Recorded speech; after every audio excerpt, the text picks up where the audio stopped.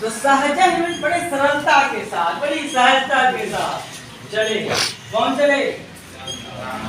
राम चले।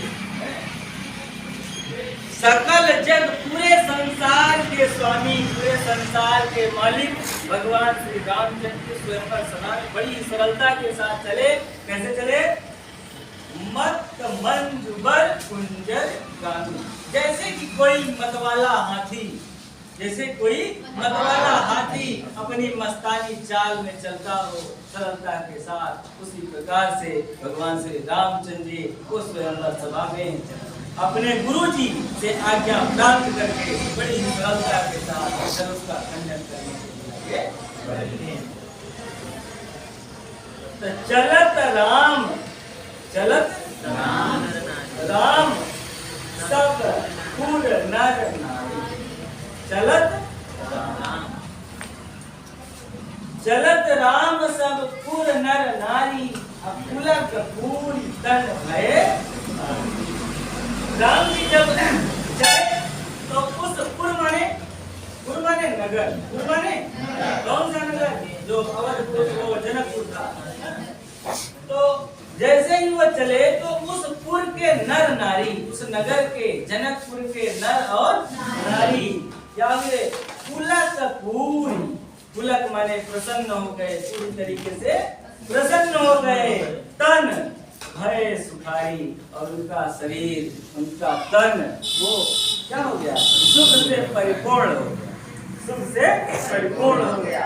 एकदम से प्रसन्न चित्त हो गए, खिल गए अयोध्या के वासी कि वाह भाई वाह, इतने सुंदर हैं, अगर इनका विवाह सीता जी के साथ हो जाएगा तो यह जोड़ी बड़ी ही सुंदर होगी।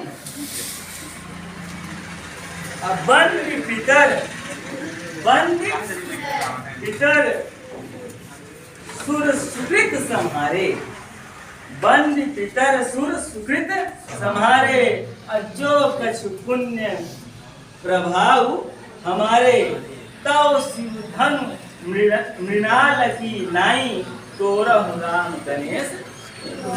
इधर राम जी चल देते हैं धनुष को तोड़ने के लिए, बड़ी ही सरलता के साथ, बड़ी ही सहजता के साथ, मतवाले हाथी की चाल में। लेकिन इधर सीता जी की क्या दशा है उसके विषय में आते हैं। तो जब वो राम जी चलते हैं तो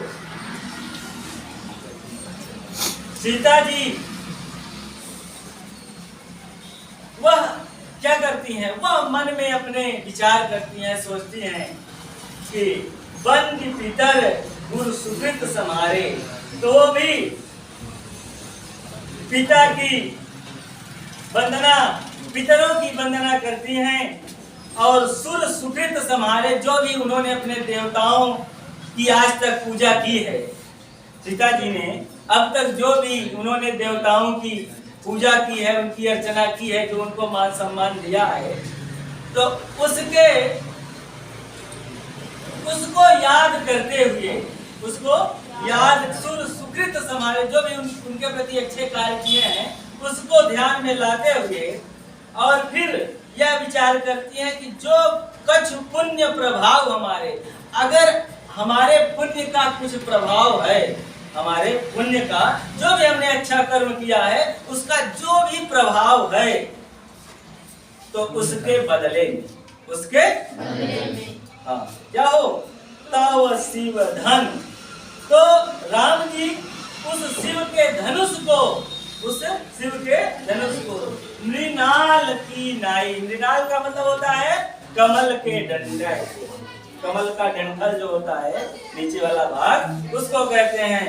तो भगवान रामचंद्र जी, या रामचंद्र जी उस शिव के धनुष को मृणाल माने कमल के डंडे की भांति क्या कर दें? तोड़ दें। ए गणेश गोसाई, कौन? गणेश, गणेश जी को याद करते हैं।